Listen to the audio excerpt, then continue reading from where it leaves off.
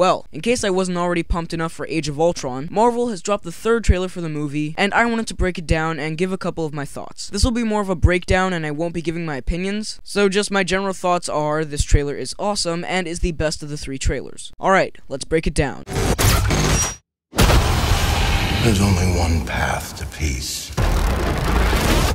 Their extinction.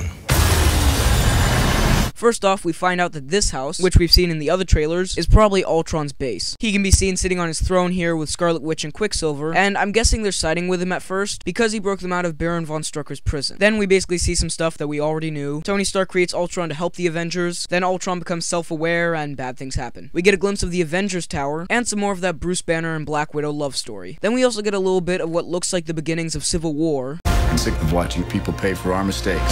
And we see that clip that was teased out at the Marvel press conference. Now, this part I just want to touch on quickly. When this happened, I swear, I thought it was some kind of version of Wolverine's claws. Seriously, look at that.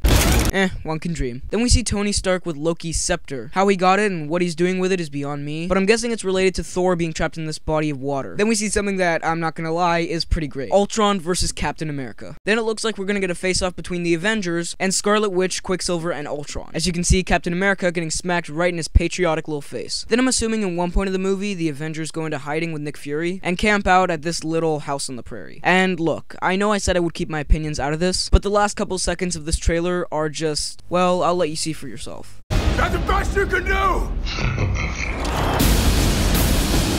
You had to ask.